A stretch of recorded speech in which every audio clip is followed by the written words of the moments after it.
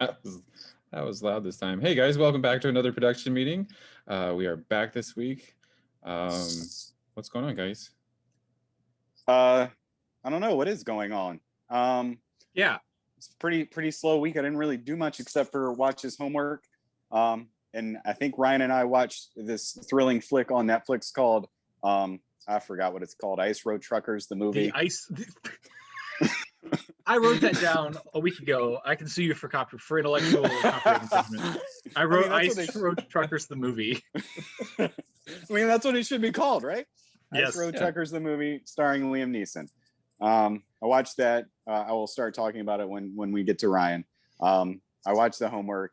Played Overwatch, and I played a little bit of Fallen Order. The one thing I will note, and I don't know if this is if it's the correct place. It's not a movie. It's not a film. I've been listening to a podcast recently. I just started a new podcast, and it's called. Bear with me now. It's called Child's Play, and it's these two guys, and they basically every week they listen to a different Kids Bop album, and they basically just rip on it track by track, and it's literally the funniest thing that I've heard. They've got like 40 episodes so far. I'm on like episode 7. It's hilarious. If you just want to hear people make fun of Kids Bop albums, Child's Play. You can find it wherever you find your podcasts. But yeah, that's what I've done. I'm gonna look this up. And subscribe. I think this is Matt making things up again.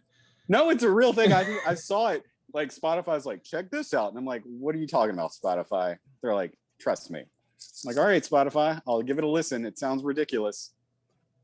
I think it's Child's Play with a Z. Because, Kids Bop. Because it's zippier, it's cooler. Yeah. It must be a Spotify. Oh, nope. Here it is. Telling you, man. Hilarious. Yep. That's it. Looked similar to the logo for, what was it? Scott Pilgrim. Yeah. Yeah. The world's premier Kids Bop review podcast. Yeah. That makes you think that it's going to be positive. They rip on them. They do have a segment where they say the best bop, like which song they like. And they did I listened to one where they reviewed the Kids Bop Sings the Beatles, and they actually did enjoy that album. But of course they had listened to 5 before, so the bar was pretty low. All right. Cool, yo. I didn't do anything this week productive either. Although, because you guys had been giving me flack about not playing Zelda Breath of the Wild, I finally started playing that this week. I'd say I'm roughly 8 hours into it. So far, it's pretty good. Haven't made up my mind if I think it's the best one I've played so far. I've played Twilight Princess and Skyward Sword, Ocarina of Time, just a handful, not all of them. Yeah, it's good so far. So I did that, watched the homework.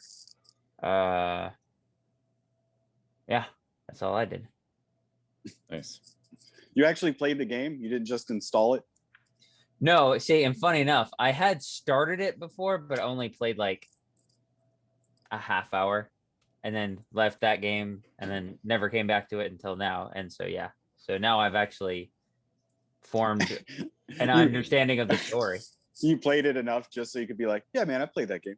Yeah, man, I totally played that. I totally explored that one curb. Garden. But yeah, it's pretty good. Coolio. Ryan? Well, I didn't do a whole lot. I watched the homework, of course, and I also watched the Ice Road. I watched some other garbage, but it doesn't really matter because it's like 20 years old. No, okay. So I'd never seen the Angelina Jolie Tomb Raider movies, so I watched both of them. These movies are so bad. Anyway, that's all I have to say about them. Do you only call them garbage now because you literally place them in your trash after you watch them? I put them in my cell bag after I watched them. I paid 60 cents for them both, and I paid too much. I was about to say, did you ask for your money back? One money back, please. Yeah, I was going to mention earlier that I did not watch The Ice Road Cometh. That's fine.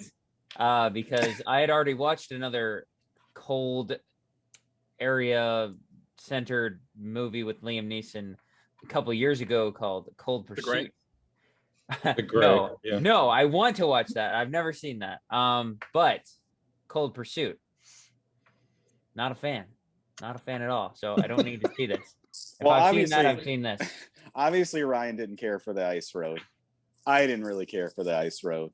If I'm giving it a number, I think I would probably give it probably a 4 out of 10. I'm not as hateful of it as Ryan. It does. If you're looking for like an action movie with Liam Neeson, it's serviceable. There's no logic in it. A lot of the choices are questionable. It gets literally overtly complicated when it doesn't need to. And yeah. You're And some looking of the for a effects are Liam kinda bad. Neeson action movie, and you've watched literally every other movie that he's done. This is serviceable. If you want to see him in the snow, watch The Grey. If you wanna Then see Cold him in the Pursuit. and- Or then Ice Road. But if you want to see him drive a truck on some ice, this is your movie, man. This is it. I feel like if you watched the Hurricane Heist and you liked it not ironically, this is your movie. It is #1 on Netflix right now. So That's sad. I'm telling you, it's serviceable for a action suspense movie. All those Action. films I talked about last week on Netflix, all of them are better than this. Yikes. Wow. There have been plenty of turds that have been #1 during whatever time. So We have one at the box there's office no- right now.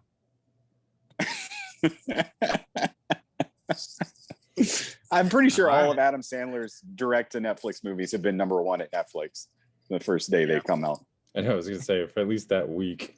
Yeah. That's fair. My He's like- expectations are better now. He's like, you guys can have an extra 25,000 back if you say #1. Well, on the corner. Netflix has added, like, I guess that 1 through 10 or whatever they have on the front of their page. That's just probably what they want to put on there, because I think if you scroll down a little lower now, they actually have like films with like the percentage of thumbs up. Like 98% of people like this, or 97% of people like this. So that might be the better recommendation than just their 1 through 10. This is what people are watching now, or what we want to promote now. Right. Wow. Well, while you guys were doing that, I got my final back. I got a 91 on it. So woot woot. Yay. I actually caught up on some stuff. I caught up on Solar Opposites. Have you guys seen this? Nope. Maybe you'll have to describe it. It's from Rick and Morty. One of Nope. the guys, Justin Oh, Roiland. I on Hulu. I've not seen it, but now that you say that, it does sound like I've seen the advertisement for it. Yes. I chuckle at it a few times. It's not bad. If you want something Rick and Morty-esque, but not Rick and Morty, I'd watch this.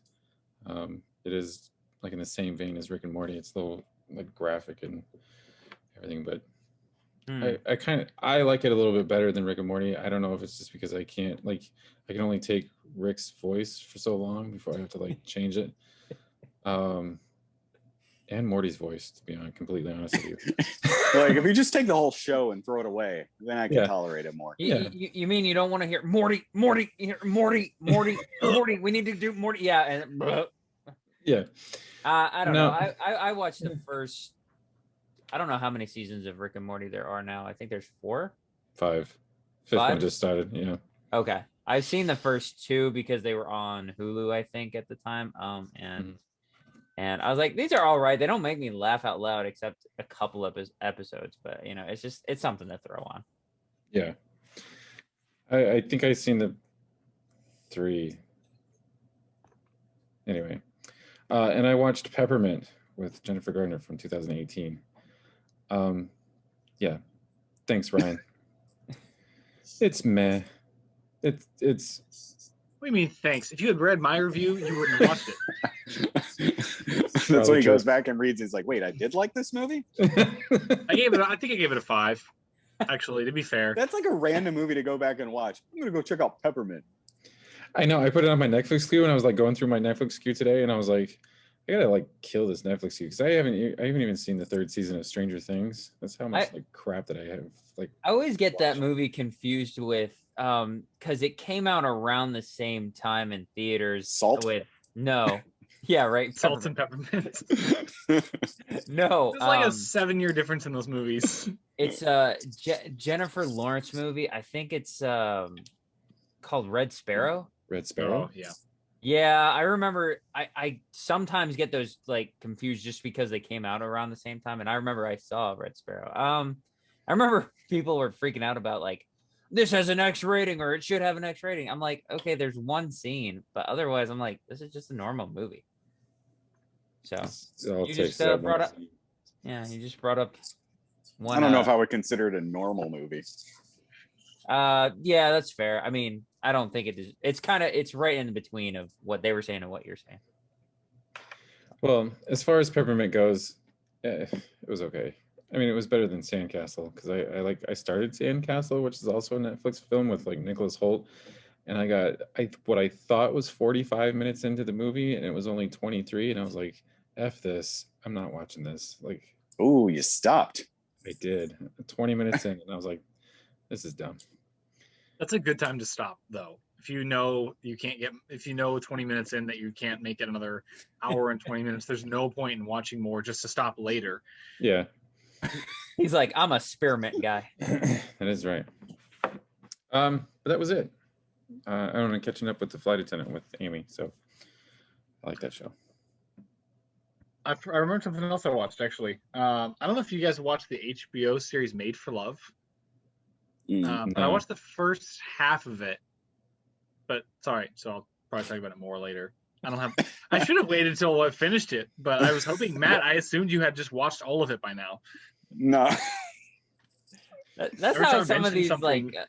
Go ahead, Ryan. I was gonna say, every time I mention something that I'm just now watching, somebody has already seen it. Yeah. Well, sometimes you guys say something, I'm like, I don't know if I've seen that. You start talking about it, and I'm like, oh wait, I have seen that. She's got the chip in her head, and the guy knows everything she's feeling, but she's trying to get away. It's just a relationship drama with a little bit of sci-fi, so it's like trying to be Black Mirror, but a rom-com. But not Which It's it okay. did get a second season, so okay. Fair enough. I mean, yeah, I got more than an episode in, so it's there you go. interesting. There we go. All right, well, you guys ready for what little news we have? This is another boring week. So trailers. Everybody's ready for some trailers. Yay! You guys didn't really need to watch these. I watched some of them. We had better be talking about the Clifford trailer. That's what I'm here for. We can start with the Clifford trailer. Yes. I That didn't is watch a it. really red dog. What? You lead me into this news and you didn't even watch it. You should watch it now. It's a great trailer. It's no Paddington, but it's a good trailer. I did watch this trailer. Did the rest of you watch this trailer? I did because I was curious Mhm. as to how bad it would look. And I was actually more surprised when I read more about the film, but I guess it'd been in development for 8 or 9 years. So Holy I'm just crap, like, really? yeah. I was like, dang. I guess it took them this long to make a photorealistic red dog. So that little girl's probably what, 30 now? Yeah. I don't know if the film has been taken. I mean, just the process of the film getting made, or like a script. They're like, how do we make Clifford into a real movie? And they just, I don't know what they did. That is a really red dog. Like a really red dog. I mean, that's the whole property. I guess. The big red They're dog. like, what if we change the color of the dog? They're like, wait, we can't do that. That's actually that's the whole point. That would be Yeah. Disney doing that. It's now a cat. He's the maroon dog. You know, He makes Clifford no the cat. sounds, but Alan Tudyk's going to do the voice work. Yeah, right. So I am a little rusty on the whole Clifford mythos. Does he really grow because of this kid's love, or? Alex, you're the young one. I grew up somewhat with these books. My brother read them more, so he probably would be able to tell you, but I don't know. I'm more like of the thought process of same thing with Peanuts. Like I wasn't much of a Peanuts guy. Like I knew Peanuts and everything. And when that movie came out, what, in 2015 or 16? I loved it. I thought it was really good, and I kind of was thinking this would be better if they went that kind of with the whole watercolor kind of CGI take on it than just straight realistic. Because it's, I don't know. Watch this be a huge success. Probably not. I don't know if he actually grows into a big red dog or if he just is found that way. I don't know. According to the Wikipedia, and these books apparently have been around since the 60s. I remember I feel like I had Clifford books growing up when I was a small child. I don't like vividly remember them. But according to his Wikipedia, he's just massive. It doesn't explain why he grows. He's just always been a big dog. We got to have an origin story somewhere. Come on. That's what we're being provided here. And then they're like, your love makes him controls his size. And then the next scene, he's just really small. It's like, oh, she doesn't love the dog. That's horrible, Matt. Get out of here with that. Oh, it's horrible. Well, we had two other trailers. First one is Don't Breathe 2. Now hold on. Yeah. I think you're gonna say the same thing I'm gonna say. Okay. We both, or he read it to me, the synopsis that somebody on IMDb had put about Don't Breathe 2. And I couldn't understand why it is the way it is. And maybe the trailer, I didn't watch the trailer, so I don't know if it even lines up. But on IMDb, somebody says something like, he orphaned some girl from a house fire. That's why she's orphaned. They live in the cabin somewhere in the woods. Some guys try to rob them, and they steal her, or they take her, and he has to go save her and be all like taken in this. And I'm like, wasn't this guy almost like pretty much the bad guy in the first movie? Yes. I don't get it. He's the classic anti-hero. I don't get it. Sure. Now, does the trailer match this same synopsis? Yes. Yes. It's so weird. I'm not gonna watch. I'm gonna watch the movie. I'm not watching the trailer. I am definitely going to watch this movie. I am a huge fan. I love the first movie, even with a few flaws. Them picking the wrong character to live or make it towards the end. But I get it. I explained this to my wife.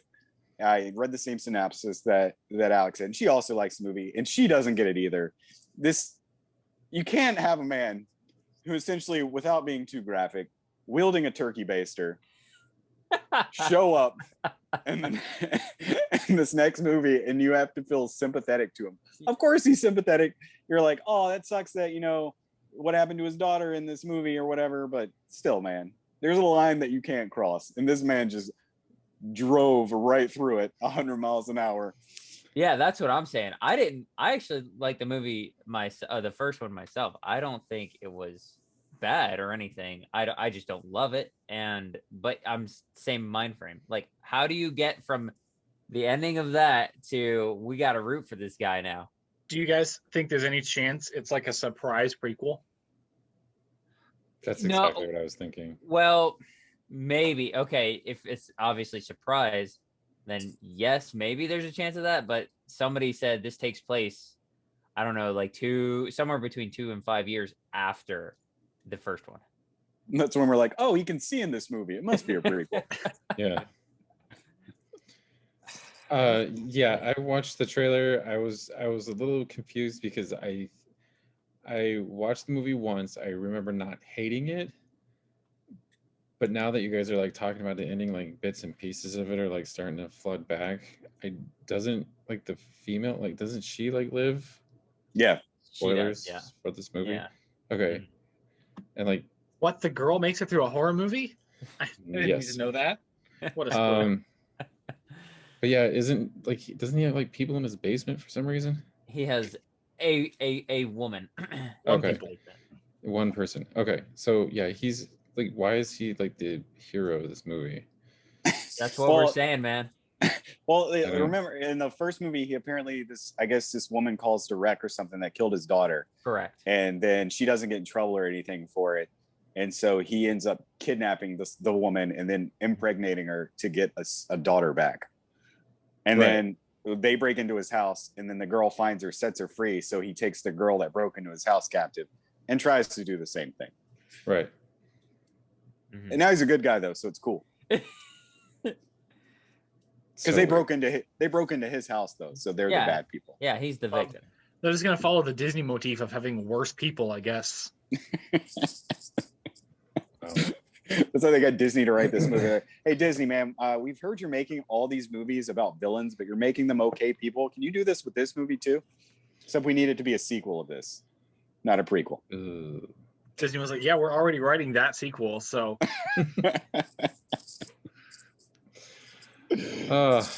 So dumb. Next trailer is The Many Saints of Newark. I'm actually kind of excited about this. I watched 5 seasons of The Sopranos. Haven't finished the 6th season. Things came up. But I am actually excited for this. Yeah, Sopranos. Did you guys watch the trailer? It's been years since I've watched The Sopranos, probably more than a decade. I'm not saying I could care less. I'm just saying, all right, it's a movie. I'll check it out. Maybe. I'm not really excited about it at all. I'm kind of wondering why we're just going back to this. Well, I guess because it has been more than 10 years. They're like, all right, let's see if this Sopranos got any more juice in it. Mm-hmm. And animated series. I will admit that it is very Scorsese, Goodfellas feel to it, especially with Ray Liotta kind of like running around. Does he have like a contract with all the Italian mafia movies? Right. This is where I'm at. They just have a He's list of like actually- the usual suspects. They're like, all right, who are we getting? We getting Joe Pesci, Ray Liotta, Al Pacino's on here. I don't they're know who all we're getting. in the Italian mafia sending threat letters to Hollywood if they don't get cast. True.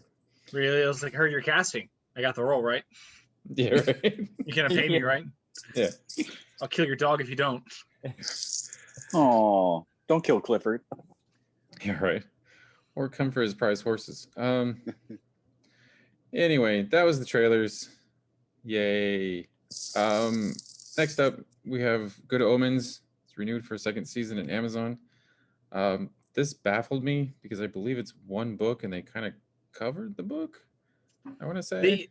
They did. So I guess the idea is that it's based on the story that the author was going to write into a 2nd book. So there is some source material for it, but that author died. So Yeah, Terry, what was his name? Terry, I want to say Pratchett for some reason. I think that's right. yeah. So at least they've got something to go off of. They're not, going full Game of Thrones, right? I think so. But yeah, did you guys even watch any of the first season, or? I feel like I watched it. I'm gonna have to go back because it did not leave a lasting impression on me. I guess because I don't really remember much of it. It was Terry Pratchett, by the way. Yeah, I knew that name sounded familiar. Yeah. But Neil Gaiman has like a way of like extending one book into like many seasons, i.e. American Gods. So, and adding stuff to it. So I like these two together. Like I believe I watched it as well because I am a really big Neil Gaiman fan. And I like his humor and like some of his books and stuff. And I do remember reading this book, and that's probably why I watched this. But I do like Michael Sheen and David Tennant together. I think they're very good. They bounce off each other really well. I think the only thing that didn't work for me was kind of like some of the CGI and stuff in it that was in it. But then again, I think this is a British show, so I wasn't expecting like Pixar, LucasArts type effects for this. So cool on them. Next up, Ron Perlman is going to be Optimus Primal. Stop. I can't with his name, man. Optimus Primal. We need a Beast Wars name for the Beast Wars ones. Oh, we need an Optimus. Let's name him Optimus Primal this time. That's so dumb. It is dumb. Like, what is this? Look, if you told me right now that Vin Diesel was going to be in it as Dominic Toretto, I'd believe you. So I'm that's all my telling you, thoughts I'm about the pitching entire that movie. idea now. They should do a crossover movie with the Transformers and Fast and Furious. It's the next logical step. Yeah, I mean, might as well bring the two dumbest franchises currently running together and only make one dumbest franchise running. Yeah, and that way you can have a 4-hour movie. Oh, But at least one 4-hour movie will make $1 billion instead of two 3-hour movies making $1 billion each.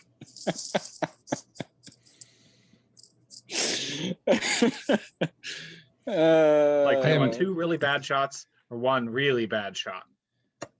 So is this? Do we know when in the timeline this Transformer movie takes place? Is this like a sequel, or is this going to be like a sequel to Bumblebee, or?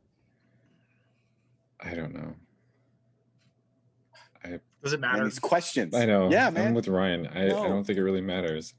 I know that All series right. has managed to keep somewhat of a tidier timeline, Yeah. but like, does it matter? They just keep making stuff up anyway. It's like, Is oh, here were the first people on Earth. Oh wait, no, here were the first Transformers on Earth. Oh wait, nope, hang on, they've been on Earth this whole time. Oh wait, hang on, here's actually the first time. Doesn't matter. we're forgetting the real question though, which is Optimus Primal Optimus Prime's real brother? What?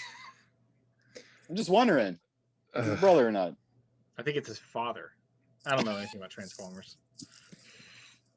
Prime, I am your father. Well, I've hated that series since they gave them lips and turned Megatron not into a gun. So Oh, you mean from like the first movie? yeah, Yeah, that's Screw all where I those. st- Yeah, that's Then you're where- one movie smarter than most. Yeah, that's where I stopped. I was like, wait, Megatron is not a gun or a tank or something? Mhm. Nope, I'm done. And then I did, in all seriousness, I actually did like Bumblebee. I think maybe because it was just kind of its own little contained little story. It's John Cena. That's what Well, it was. yeah, of course. I mean, it's like E.T. meets Herbie meets Transformers. Yeah. And, a kid crushing on Haley Steinfeld, I thought was pretty funny. So, oh well. I'm gonna move on from this because this is dumb. It's not the dumbest we're gonna get today. You You know what? It might be. It might be. I've sat through all of the Transformers films. Yeah, this might be the dumbest thing we talk about today. I'm telling you, Ryan is a glutton for punishment. I don't know, anyway, WandaVision's post-credit scene was altered to include some stuff from Doctor Strange. Did you guys watch this? I didn't, but do you guys remember when we talked about that and I was the only one who caught the Doctor Strange theme? Yes. Yeah. I think it's a But little I heavier in didn't this watch one. it, so probably gonna just. I wonder why any thoughts on why they kind of altered this now? It's what, July? Why are we altering this now? Gotta fix it in post. Post release. This is post release. Okay. Last bit of news. Disney changed Slave 1. Nothing to say. It's one of those things where I'm like, I don't know if they're actively, I mean, they are actively doing it, but they're just trying to be very nonchalant about it. They're just like, shh, we're just not gonna talk about it anymore. Slave 1's a bad word. Bad word. That's been the name of his ship for what, 30 years, 40 years? You mean it's not Boba Fett's starship? I'm pretty sure that's the name of it. They couldn't have picked a better name. And they will. They probably are. They'll just go and erase it from all existence. They won't even announce it. It's like 10% different. Just watch George the ending. Lucas edited that. Oh, that okay. scene. Okay. I was like, They added some trees. It's got like a little cackle and then like a red flash. There's no difference. There's no significant difference. no, not really. Well, yeah, we're talking about Slave 1. I have nothing to say. Still. Wait, what's Slave 1? Jesus. It's gonna be the thing that we unfriended each other on Facebook for.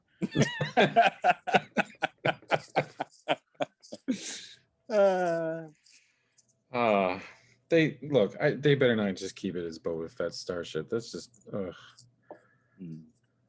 No, they're gonna name it like the Boba Fett Express. Hogwarts is gonna find its way into Star Wars here soon. This is my new ship, the Copper Hawk. What? What? No. What was Razor Crest 2? This week hurts. The Cresting. The questioning. Yeah. Sequel. That was all the news I could find. That was actually worth interesting. You guys got anything else? It's sad that Optimus Primal and Slave One were the only interesting news this week. All right, so I may know nothing about Transformers, and I don't really care. What the heck is happening with Beast Wars? Is that what it's called? None of us know. Okay. It's Okay, Rise of the Beast. Rise of is doing really well right now for titles, so Don't say stuff like that. That's just wrong. Rise of Skywalker was no. Wait, when was? All right, so news. I guess when did this come out? Oh, this was 5 days ago. I guess Dune got pushed back to the 22nd of October. When was its original release date? September. October 1st. Okay, so Not soon enough. sad news Well, for Ryan. Pushback. Yes. The only reason why I didn't include that is because it was like 2 weeks, and I was like, that's not news. That's just dumb. Yeah. Just want to see that movie. I would skip everything else this year coming out except for The Green Knight if I could watch Dune right now. Because Manny, wasn't there like a couple of them? Like Dune got pushed back. One got. That's pushed the only forward. headline. It's only that was a headline when I'm looking at it. It didn't say anything else. Oh, I think there was like Warner Brothers shuffled a couple of them. I think something took its. I can't remember which one it was. Wait, so Dune's going to be out and then compete with Halloween a week later? Yes. No one's going to see that movie, Ryan. We can't have nice things.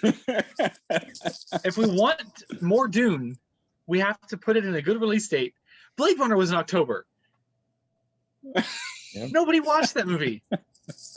Wasn't it the 24th? I want to say. I'm sure it was because it didn't. It came in like first, barely on its opening weekend, and then dropped to like third. Mm-hmm. Let's spend $100 million. Let's spend $100 million on this movie and just plop it down in the middle of October. We're never getting another Dune. I'm devastated already. Well, what's coming out in December this year?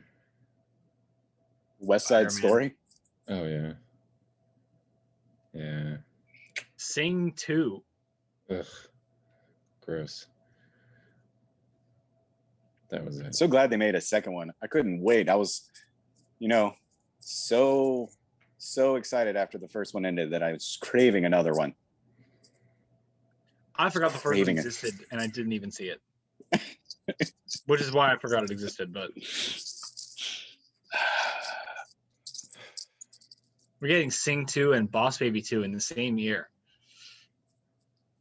One of them is going to get an Oscar nomination.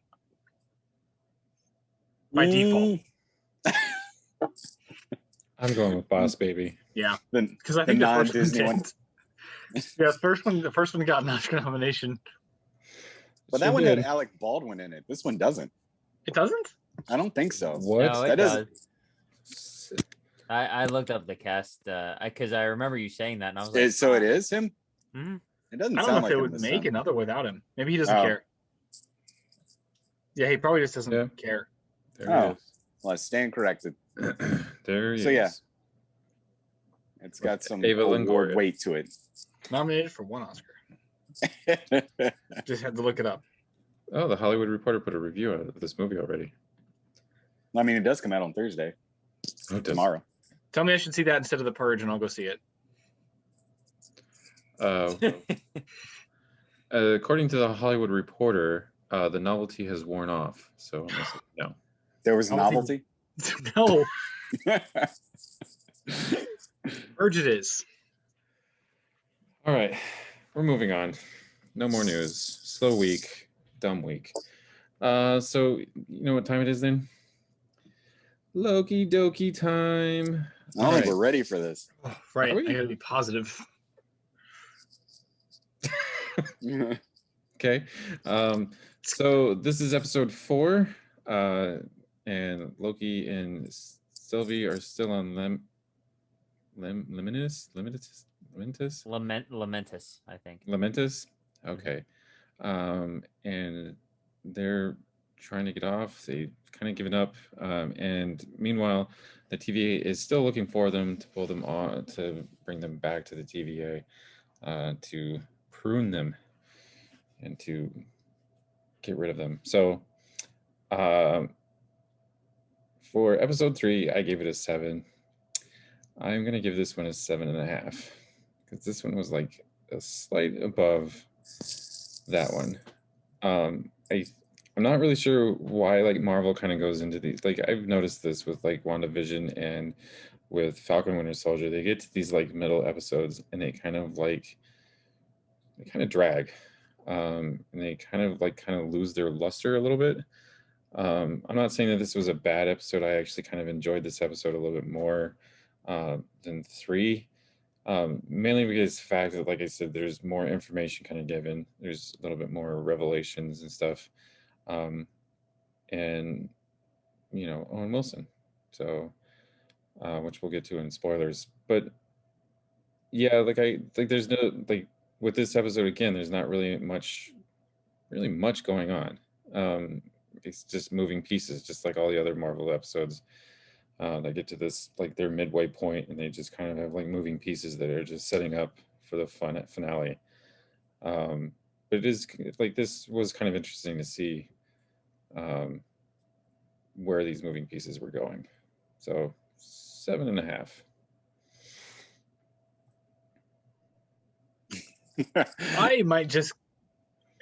I might go the opposite. No, not the opposite direction. I thought this was a phenomenal episode, actually. Wow. It might have been my favorite in the series so far. I'm still processing a little bit of it because I literally just watched it. It made me like the last one less because the last one feels a lot more like wasted opportunity, I think. I really enjoyed it. I'll talk about why I think a little bit later. Because I think a lot of it we kind of have to get into spoilers for. Yeah. But I think this show did what both WandaVision did this well. Winter Soldier did not do this well, where we're kind of transitioning. And you're right, it is a lot of moving pieces, but I think it's more like you're moving pieces, and then like suddenly you realize the game's like almost over. Mm. So you get this kind of exciting checkmate kind of. It's hard to talk about without spoiling things. I'm gonna give it at least an 8. I'll probably talk myself up to a 9 or an 8.5 because I think I did enjoy this more than the first 2 episodes, and definitely more than the third one. Mm-hmm. But yeah. All right. I pretty much agree. I gave this an 8 out of 10. It's really funny. Last week I'm like, there's really nothing to spoil in this episode. There's really nothing going on. And this week I can't talk about anything because literally the whole episode's almost a spoiler. There's combos of spoilages in this last 15 minutes that just don't stop. It's really exciting. You're learning a lot more about these characters, and that's kind of what I like about the show. And I feel like the last episode was a missed opportunity too, where we're learning more about Loki and we're learning more about Sylvie, who's obviously a new character. But yeah, I thought it was good. Almost great. So yeah, 8 out of 10. And I don't really want to talk much without giving anything away. Fair enough. We'll probably get the spoilers real quick because I thought it was fine. I don't know why. Maybe it's just because I'm like tired from getting up early this morning, but I don't remember a whole lot from this episode, to be quite frank. I'm really struggling to remember a lot of key parts. It was better than the last episode for sure. I think I'm gonna stick with Clint. I'm gonna say 7.5 as well. Yeah, you can't really talk about this episode without spoilers. It definitely has that kind of excitement like Ryan was talking about. And there are a lot of moving pieces, so which makes it even harder for me to concentrate on all of it. So we can circle back around to Clint if he wants to start off with spoilers. Well, before we get into spoilers, I think this one feels like, like a normal like series. Like if you look at like WandaVision and Falcon Winter Soldier, I think that they were set up for being a limited series. And I think when they got like to maybe through like the writing process of Loki and everything, I think they had an idea of this being like an ongoing thing, to where like with WandaVision and stuff, like by this time we kind of figured out where this is going to end and like where this is going to be put out and like all this other stuff. And with Falcon and Winter Soldier, when we got to this like middle episodes, we were just kind of like, okay, like Ryan was saying, you're kind of wanting this to end. Like we just kind of want to see like where this goes and like how this ends. Where this one, it feels to me like with this episode, like it kind of knows that it's not gonna end. Like they're kind of like just setting up other stuff even further down the road, to where this isn't like, I don't think some of the stuff that they're setting up in like this episode is actually going to be like finished here, if that makes sense. So going into spoilers, what I mean by that is like the Sylvie Loki relationship. Spoilers. I feel like they're setting this up to go further out than just these contain 6 episodes. And I don't know if it's because of the Nexus event that they keep talking about throughout this episode. But I just have this feeling like this whole thing is going to be pushed even further into like Loki season 2 or other Marvel stuff. So the floor is yours. No, I agree. Especially with the first 2 series, WandaVision and Falcon and Winter Soldier. It's like it was the ends to a mean, or the means to an end, where it's like with WandaVision, you're just trying to get her, to step up her power level to transition into the Scarlet Witch, and then Falcon and Winter Soldier, your end goal is to, make your new Captain America. Mm-hmm. This show feels like, I mean, there's obviously there's an endpoint to this series, or at least to this season. It seems more like it's world building. It seems like it keeps adding more stuff to the whole Marvel universe. That's going to be a part of the show, or part of the universe for series and movies to come. But yeah, I totally agree. I like I said, I gave it an 8. I thought it was great. They're branching off into some weird spaces, I think, but where else can you go? So yeah. Ryan. Yeah. I was listening. No. I was going to say, like, I was literally thinking about what I was going to say, and then I kept thinking about what I was going to say. No, I agree with you guys. And Clint, you said something that I was thinking about. You're right. I mean, I think it goes even beyond kind of the story structure. This show is starting to feel more like it's written like a actual series. I feel like both WandaVision and, I mean, Matt, you just talked about this too, but both other MCU shows feel like they're just trying to get to the last episode so that we can get to the other movies, But I mean, I think a lot of the nitty gritty individual character writing is also just building to the end, and this doesn't feel like that. It feels more like, you're kind of, well, I guess we're in spoilers. Yeah.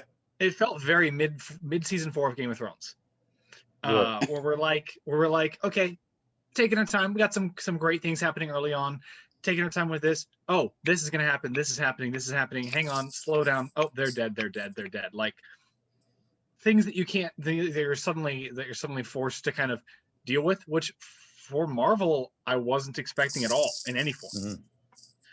So that might be where I'm kind of getting my like 8.5, because I know Marvel kind of has trouble committing to things, and I guess we'll see in the next couple episodes how well they do that. But I very much enjoyed a couple of the bold decision making in this, including just quickly going from an idea in the last episode to just, this is where the show's going. R.I.P. Owen Wilson. Yes. Yeah, I was about to say, they making some decisions here. We're pruning people left and right. All of them. We're killing people that aren't really or we're killing things that aren't really what we think they are or what we thought they were. There were a lot of steps in this. There's like literally nothing really of significance happened in the previous episode. And this, there were multiple significant things that happened, whether it's, you know, you get your Sif cameo or, you know, you have Owen Wilson. Yes. Yeah. Sorry, I love her. I feel like she's the only MCU character that TV shows cameo. Because she was in Agents of S.H.I.E.L.D. also, and people were like, oh, it's the movies that come into the small screen. And I'm like, you're like, okay. It's Sif, man. Yeah. Calm down. Yeah. No, but it's really interesting. And now I'm starting to think, you know, with the, since it's, I don't even want to talk about spoilers in here with spoilers because I want people to like experience this like I experienced it. I feel like it's almost a disservice. Like the whole idea of pruning and what exactly is it? Like, I'm trying to figure out, they obviously aren't killing people. Yeah, I was gonna say that's probably the biggest mystery. Is like it doesn't mean that you're killing them off. It's like it's almost up to interpretation because they show you an example. Yeah. But is that specific for everybody? Yeah. I think what's funny is that between the four of us over the last 3 weeks before this, we've pitched a lot of the major things that have happened. Like a lot of the little twists where we're like, oh, we want to see lots and lots of this. That's happening. Oh, I don't think this is what we think it is. That's true. Mm-hmm. Man, I'm with you, Matt. I'm like, I almost don't want to spoil some of these things because there was something I knew going into it. This was the episode I knew it was going to happen. It happened. I was like, why is this happening like this? Oh, it's because we're right. It happened. And I was like, good for you, show.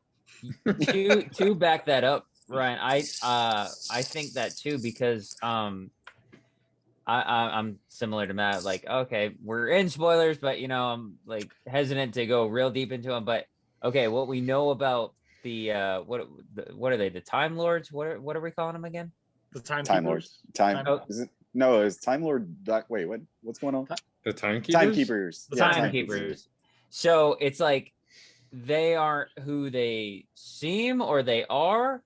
I'm not gonna say anything, but I never felt like a certain way about them. So, and this episode kind of proved that. I was just gonna throw out the line. I don't know. I maybe could have done without a certain Timekeeper's mustache. It was a little weird. But at least there was a purpose. That I guess we are heavy into spoilers. The Timekeepers, they looked really off. I was like, and then each one kind of got worse. But at least that kind of went somewhere, though, right?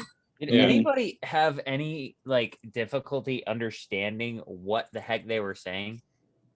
I mean, yes. I know I rave about not having closed captionings on the TV, but I was like, this moment I probably wouldn't have mind because I had no idea what they were saying. I can't recall because even if I did, my brain defaults to reading my closed captioning, so I didn't make a mental note whether or not. So I don't think it mattered. They were like, oh, we're in charge, and then we're like, oh, we can negotiate. Let's talk about this. And then I was like, well, hang on. Yeah, I mean, I know we're in spoilers. Yeah, I was gonna say, I was literally about to say the same thing. Like, that's the effect we're getting. I was very surprised that there wasn't a Wizard of Oz like it wasn't mentioned. Like, I feel like one of them should have said something like that. Yeah. No, but you know what? And that would have been really cheesy and expected, and I'm glad they just didn't go that way. If any of them knew, I don't think that a bunch of brainwashed variants / 2 Lokis are the best people to make Wizard of Oz references. Pop culture references. One of the guys didn't know what a fish was. Yeah. What's a fish? Did Hunter what is her? Hunter 15? Did she die or did get pruned in this episode? That might have been my biggest complaint. Is she's like this big tough fighter and she gets hit twice and just goes down. That's been happening the entire series with her. I'm sorry. Does she go down? I know she's not prune. I know she's not prune. Okay, yeah, I didn't know what happened to her. I was like, oh, where is she at? The last thing I remember is she has Lady Loki. I can't remember her name. Sylvie, thank you. To have her take her to that spot because she's like, wait a second, you did something. You can't create memories, and when you kind of not brainwashed me, but enchanted. Yeah, I saw things that might have been a past, and so she had her take her back to that moment, and that's all. That's the last part I remember. And about that moment, I thought it was a little odd. I told Ashley, I was like, they have her like in heavy rain, and they're about to have an emotional scene where she's obviously going to cry. Yeah, great to put that in the rain where I can't tell that you're crying, other than just. I don't know. Yeah, that was one of my questions. Like, why did she take her back there? Why not I just? think it's Yeah. You just went to the your most recent calls. Like this was the most recent place I was. Okay. Yeah. I guess The she. redial. Yeah, she I think- associated a Mart with. I that think it was memory. because like logically, it's like that's where she hides out in like end of time place, and that's a place where they could be secretive about the meeting. Yes, would be because there. there'd be no Okay. Yeah. spikes. Or, Yeah. Yeah. Apocalypses and all. Right. a little detail that I really loved. I mean, the opening was really cool. I like the little bit of backstory. I feel like that should have almost been in the last episode. Yeah, Kind of definitely. start with some more sympathy for Sylvie right away. I love that she's got like the giant toy wolf from like I'm assuming it was like Hell's Wolf. I don't know the timeline of when Hella went away in this alternate universe, but I was like, oh, that's a toy ship, and then the wolf. Fenrir. Yeah, thank you. I don't remember the names of the ships or the wolves. He's big in Norse mythology, but yeah, sorry, you're good. Is Thor alligator big in Norse mythology? Yeah, right. I was like, what is that? Or Loki alligator? I was confused by that little clip. Did anybody notice that was Richard E. Grant? Yep. Well, do we get prestigious British actor Richard E. Grant to dress up like that? It looks like he's wearing Good for him. PJs. I only recognized it after it said guest starring Richard E. Grant. Yeah, I looked at him. I was like, he looks like he was in a Star Wars movie just recently. Yeah. Poor guy. I want to know who his agent is. Hey, Yeah. Richard. Sweetie Dench. Richard, you want to go on Loki? Sure. All right. Here's your costume. It's a giant leotard with horns. Are you cool with this? Yeah. All right. Where's the check, man? Yeah. I'm good then. It's like I get to work with Tom Hiddleston, right? Yeah. Okay. I'm good. I'm in. Yep. I will say this though, there was, if I'm going to give a little negative comment to this, the middle of this episode, and this is because there were a lot of moving parts in the middle of this episode, I feel was edited a little clunkily. Like there was a lot going on, and it was kind of hard to, and that might be why, Alex, you don't remember a lot. It's because I think it was just not hard to follow, but there was just a lot going on and a lot to piece together. So. Yeah, I'm not too proud to admit that I have a synopsis in the background on my computer. But it makes up for it with the last 10 minutes. Mm-hmm. So yeah, it still gets me. Coolio. So who do we think? I guess who do we think are the timekeepers, for lack of a better way to say this? That maybe is my favorite thing about it. I don't have a freaking clue. Yeah. I feel like all of the information we have has been used. Yeah. Except another Loki variant. It was Agatha all along. It's Doctor Strange. it was the Flag Keepers. No, leave them there. We don't want them anymore. I think it's the Time Bandits. Sean Oh Connery. yeah, Yeah, I don't know. I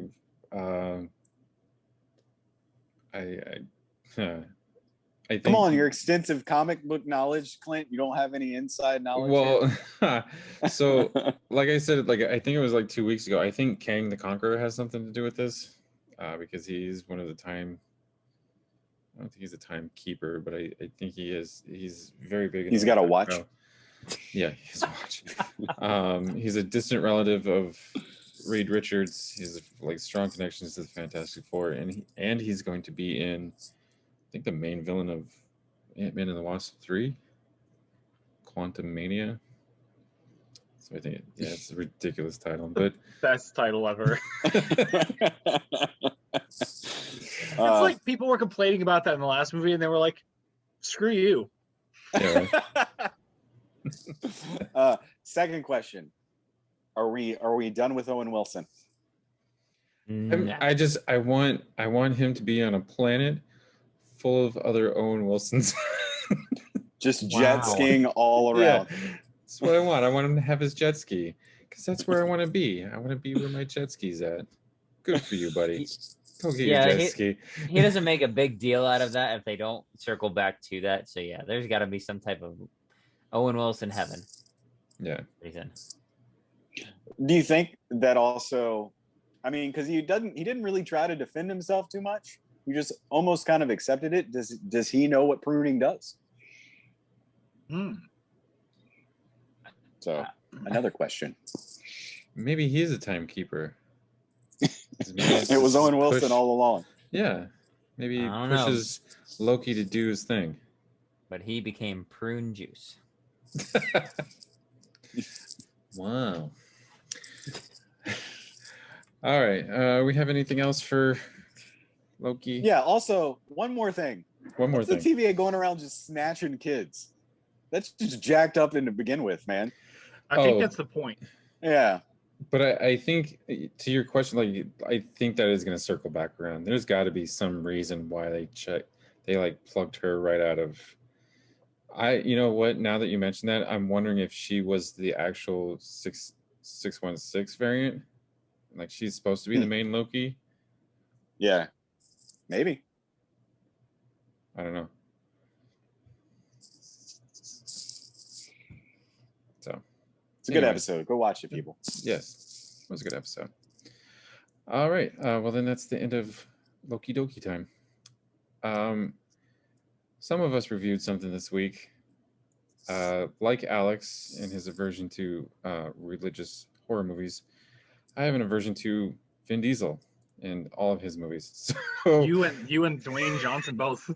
This is the one thing I don't agree with The Rock on. Yeah. So who's got a synopsis for this? Because I didn't watch this movie. Ryan's got it. Ryan? I have an Hit it, actual one. Ryan. I promise I won't make fun of it.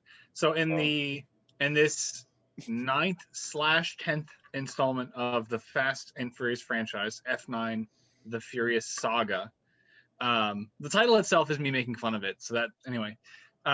So the family is pulled back into the fray spy action world after they're asked to go help Kurt Russell from some people who are trying to get a hold of a piece of a weapon to get another piece of a weapon, and then they find out that it's Dom's brother, played by John Cena, who's been, as far as marketing and plot is concerned, working for movie number 8's villain Cypher. And then they've got to spend 2 hours and 20 minutes dueling with that. Sweet. I mean, the trailers, the marketing already gives too much of this movie away. So there's other hooks in there, Han's back, all that stuff. But the gist of it is there's bad people trying to get a thing. One of them is Dom's brother. They've got to stop him and save the world. 2 thumbs up. Just kidding. I think I should go first because I'm probably going to be the weakest review, seeing as this is dun dun dun the first one of the Fast and Furious movies that I've ever watched ever. So you're totally lost. Hold on. That's unique. Other than Hobbs and Shaw, which to Ryan's synopsis is not really involved, but it is, but it isn't, but it is, but it isn't.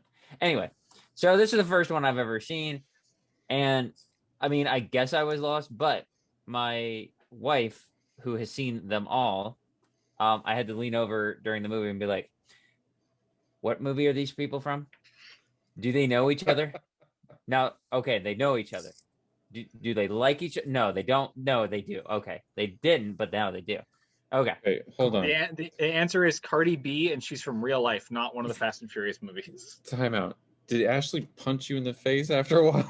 No, I didn't know. I only did that really like twice. Okay. No, and she was like more than happy to explain.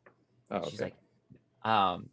if anything, she was going into too much detail. I was like, Ashley, stop. You're gonna miss some of the movie. I was like, I don't care if I retain any of this.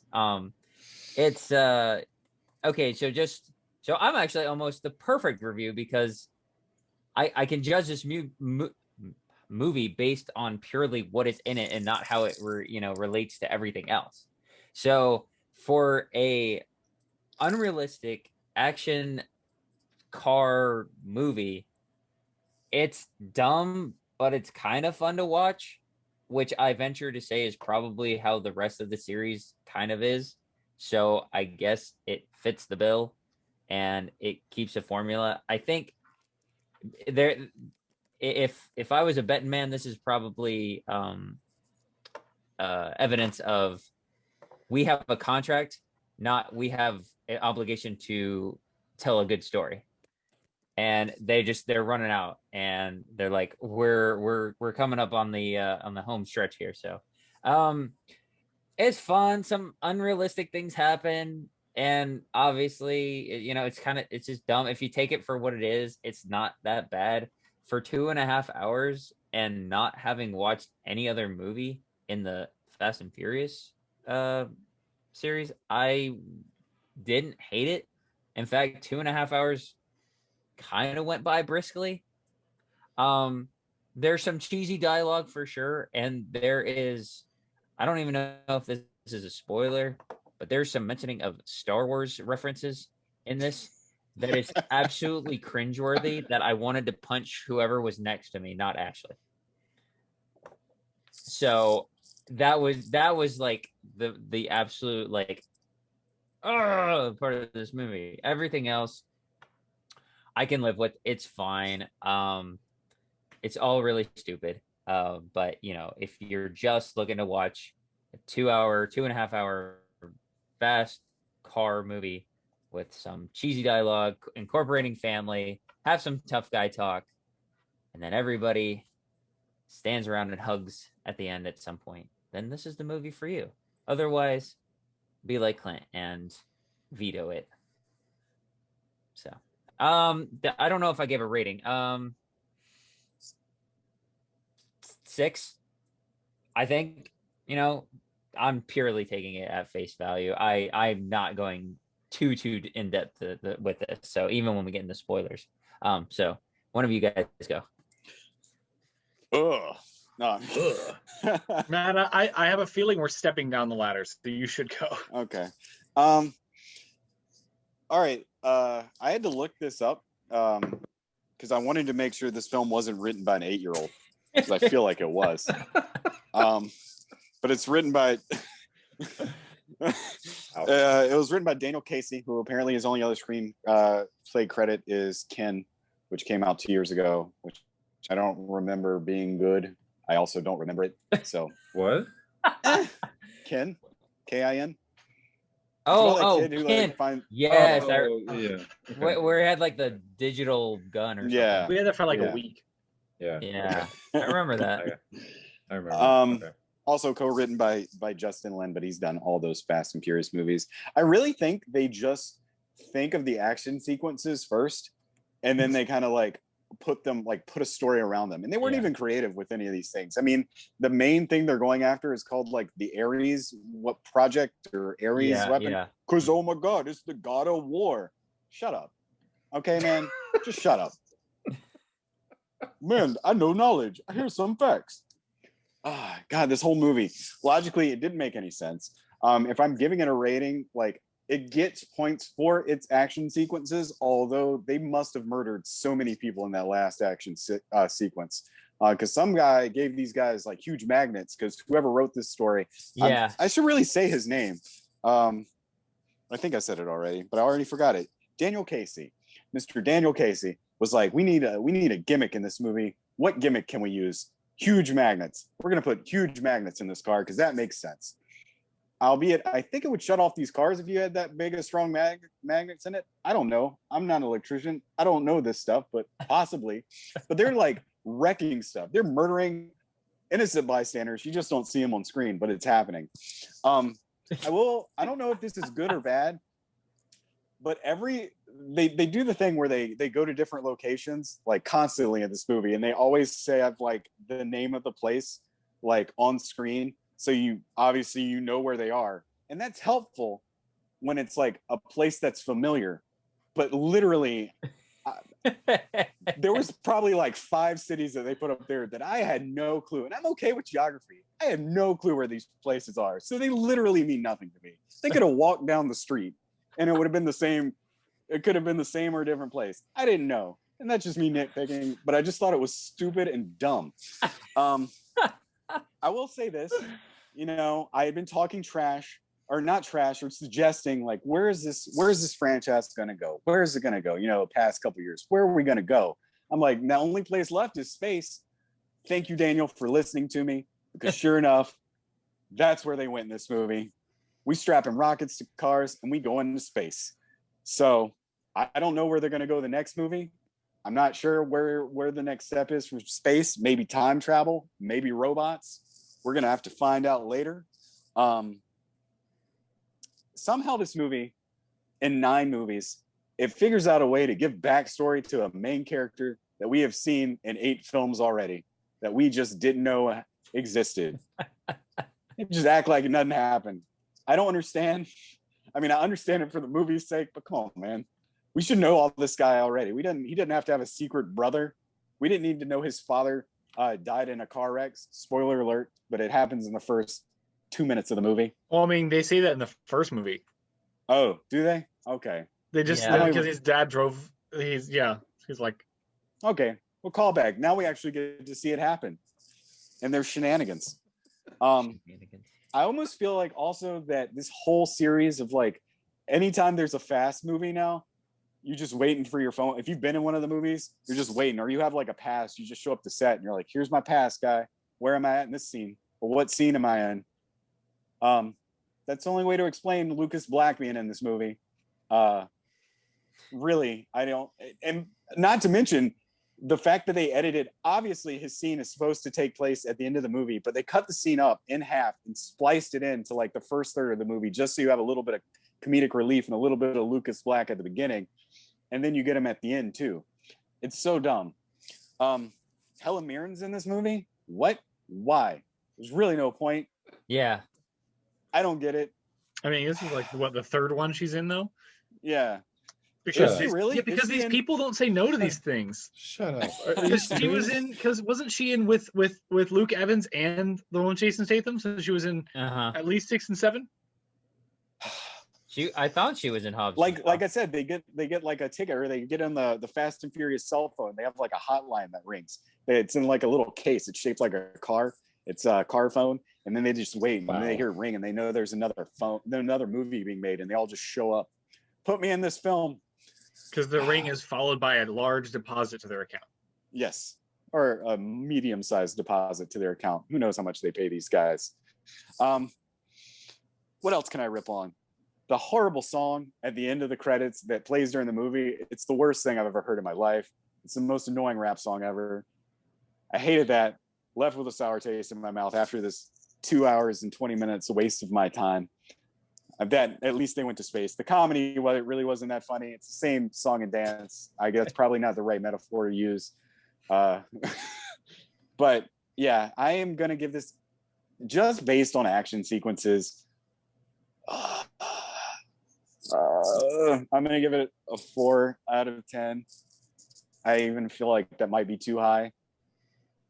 But they are kind of over the top, and they can be a little fun if you just forget that they're murdering people driving down the street. I don't want to spoil anything else, and if I think of something else, I'm just going to butt into Ryan. Just kidding. There is nothing to spoil. Before Ryan goes in, I also wanted to mention the magnet too. I kept thinking, they keep turning it off and on, for the sake of the convenience of, whoever they're fighting against, and I was just like, I kept thinking, how come the power lines or something aren't like being dragged down, and nothing else is being dragged other than like just the cars, like or nothing. And how come there isn't a person wearing a belt dangling on the side of this car? Going, whoo! Yeah, I was like, that's purely, it's purely for the sake of convenience. So if it's this bugged if me. this movie had been Invincible, there would have been so much blood. I didn't know that, like, apparently if you're falling, if you land on a car, it's apparently safer and softer than landing on the ground. Yeah, that's totally accurate. That's why they do it 3 times.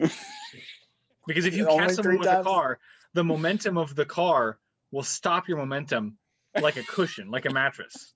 So like doesn't matter if it's on the front of a car or on the side of a car, it's fine to land on a car like that. Yeah, I learned a lot from this movie. Actually, I learned that that scene we all make fun of Legolas in the Third Hobbit, running up bricks, got nothing. Try driving a car up a falling wooden bridge. It's doable. It's doable, and it happens in this movie. Space isn't even one of the 5 dumbest things that happen in this movie. Space is one of the 5 dumbest things that happens in this movie, but it's like number 5. I'm just going to jump straight to this, and then I'll go back to my review. There is a scene in this movie where a big freaking tank truck is driving down the world's longest suburb or city street or whatever, and there's 2 big tough muscles on top of the truck fighting each other, and the truck is maybe going no less than 60 miles an hour, and one of the guys is standing up straight, and then John Cena's on the ground, the roof of the car, and they drive through a giant metal street sign, like a big green, and it just shatters around this guy, and he doesn't move like it was a tissue. And momentum alone would dictate that if you stuck Jabba the Hutt on top of that stupid car, he would at least lean forward.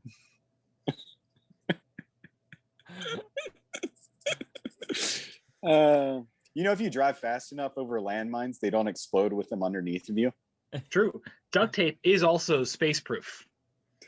So are what were those 1950 40s era style scuba diving outfits? Yep.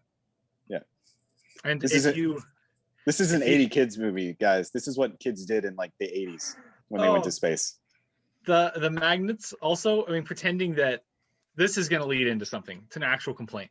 Going back to the stupid magnets, pretending that they don't crush the car that they're in and kill everyone because they're powerful enough, like car building car. They're powerful enough to pull a car through a building into the magnet, but not to crush the magnet or take anything else around it. Like pinpoint precision grappling hook magnet. But like they take John Cena's car, like this is little John Cena, and they flip it like this, and they slam it into the side of a truck, and he's totally fine. And that happens for 2.5 hours for me. Now, I also am going to give this a 4. I thought I was going to give it lower, and I had it primed for a 3, and then I watched Ice Road, and it was stupider. So I'm going to give it a 4.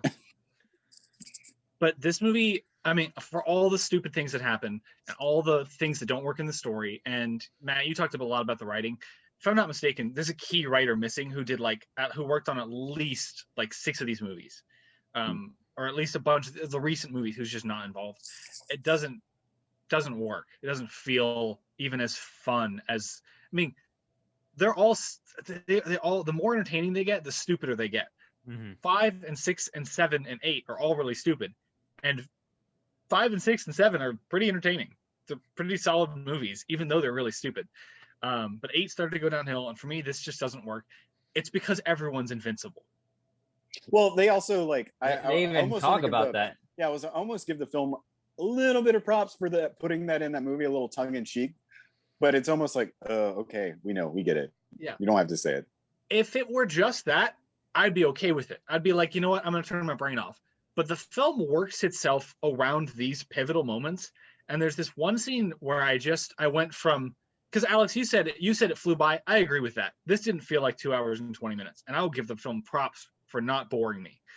But there's this scene in the movie where I went from this is fine to this is really bad, and it's they're in their secret facility surrounded by all these guys with guns. Then they kind of get away, because they've got to leave, they've got to run, and the guys with guns are after them. And then they all get up there, and then Vin Diesel's got to hold off all these this street racer's got to hold off all these professionally trained guards, and he's holding like 5 guys back at the time because Vin Diesel's just full of himself. And I swear he wrote the screenplay and didn't take credit so he wouldn't look like he was full of himself. But then he like looks at Letty and he's like, "Oh, I'm gonna make this self-sacrificing play," and the audience is like, "Oh, whatever." And I literally turned to Rachel because Alex, you and Ashley had the same experience Rachel and I did, except Rachel hadn't seen any of them, so she was asking me all these questions. All right. And I turned to Rachel and I was like, "I will give this a 10 out of 10 if Dom dies right now." And I think it would have been my favorite in the series if they had just killed their lead and made this whole story kind of a subversion of expectations and replace him with John Cena. Whatever. He does this. He pulls some chains down. And then like the roof of this giant facility collapses and then breaks the bridge and they all fall. And then he has this skyfall splash in the water that's, I guess, in the bottom of this base. And then he goes into Flashbackville. And the next scene, they're back at the base they're running away from with no guards. They leave, they escape, and then they go back there and he's fine. And I'm like, you wasted 6 minutes of my time, movie. There's no point in any of it. We've already seen the flashback. We know he's fine. Yeah. We know Vin Diesel's a big, strong man. But Ryan, he was having his epiphany about the past then. So now he likes his brother. Here's another problem. Thank you for that transition. This is a really broken movie. Now, we have all talked about this, and I'm typically the more forgiving of this.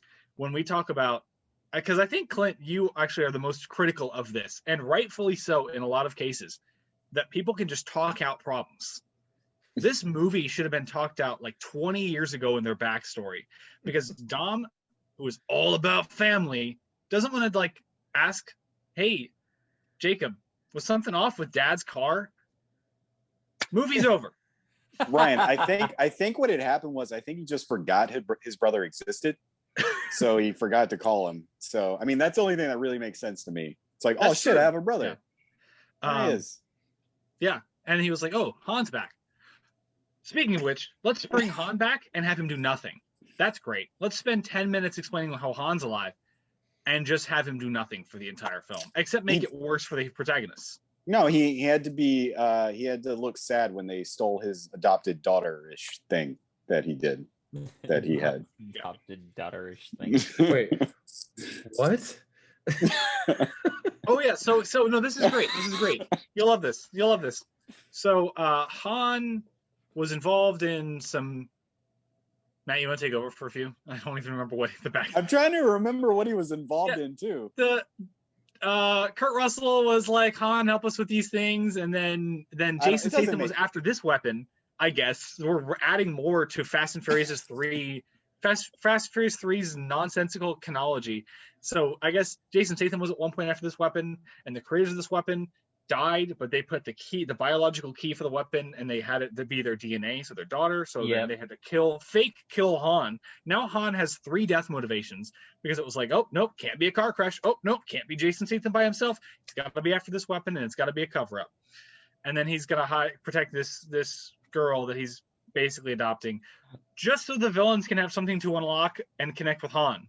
Because if the good guys didn't help out in this story, the bad guys would have been stuck at piece number 1, because the good guys go there and open the freaking case in the crashed plane because they're the only ones with a hacker experienced enough. Who does it in like a second. Yeah, if they hadn't gone there to try to help, then the bad guys couldn't have gotten the first piece. Because it's not like Cypher was going to help them. Who, by the way, does like nothing in this movie until right at the end. Where she continues to do nothing. No, I was just gonna say, she's in a box, and then she's automatic. Then somehow she ends up convincing the guy to partner with her. Cypher enlists the help of Jacob. That is not true. This is IMDb's only plot description for this movie. Nope. I guess Jacob, a dead father and a brother in jail is enough to turn to a life of international crime. But when you get stabbed in the back, time to become a good guy. And all of the good guys are fine with it. Well, I mean, he didn't kill anybody. He definitely indirectly killed so many people. He literally brought the magnets that they used to kill so many people. Oh, my gosh. Then they do that It's scene so where dumb. he drives and hits the I'm just back to stupid things now. Hits the post and then swings the car like Tarzan. Yeah. On like rope, just rope. Yeah, because The he had to world's do that strongest rope. because he didn't have rockets or a bridge anymore, so he had to That's do that. true. And then they land it and roll and roll and roll and roll, and all the windshields are broken, and there's literally like not a scratch on it. Yeah, and just went all Army of the Dead at the end of that. I just Stupid helicopter. yeah. And I guess the other thing is let's waste like I mean we got like 10 minutes of Han's backstory again. Let's waste 3 minutes of that explaining why Gal Gadot's not coming back, and then a couple of days later, oh, she might be coming back. Who cares? No one can die anyway. Everyone in this movie is immortal. I'm just surprised that it took so long for them to ask Han how he was still alive. They're just like, oh man, he's back. Let's hug it out. I'm like, shouldn't you guys be a little freaked out right now? You're like, whoa, who is this dude? Why is he still alive? It takes them like 5 minutes before they cut to that scene where he explains how he somehow survived because, you know, they planned to fake his death because that makes sense. I don't even Brain wanna literally talk about hurts. it anymore. I mean, okay, so a couple nice things. I'm gonna say some. Oh, Cardi B's in it. Point off. But a couple nice things. Maybe I would have given it a 5. I'm just kidding. I did enjoy some of the callbacks from the other movies. The Fast and Furious 3 crew. It was nice seeing them. Their inclusion doesn't make any sense, but it made so much more sense than all the other things my brain was thinking about. I was like, why not? They're just doing stupid things with lots of money, and I got like a genuine chuckle from one moment with them at least. So there were some enjoyable moments, and I like them kind of bringing that movie back into, hey, Han's back. We might as well pull more importance from that. So I hope to see these guys kind of come back here and there as supporting characters. That might have been the nice thing I had to say. Oh yeah, and Justin Lin can direct a good action sequence. When I say good, I mean his direction for the action sequences is good. Now, if I wanted to watch these action sequences, I'd put on anything else that he's done or anything else, period. Because it's just big, strong guys doing things with cars and hitting each other, and none of it matters. None of it matters. None of it matters. This movie entirely felt like a setup for the next 2 movies. Felt like a 2.5-hour Marvel show. I just But can't really wait for the bad. I can't wait for the prequel that we're gonna get. That's gonna be Dom when he's young. That actor did a good job. He did a good Vin Diesel. Yeah. I Did a good job for playing an emotionless brute, but right. I didn't think that at first because I thought just some guy who kind of maybe looks like what he would look like if he were younger, sort of. But then he got kind of the gravelly kind of voice, even though that's kind of weird that he would have that at that stage in his life. I don't know. Maybe he just hit puberty. That's why. Yeah. So. So I mean, yeah, I also give props. But one of the things I remember saying to Matt, and again, I've never watched any of the other ones.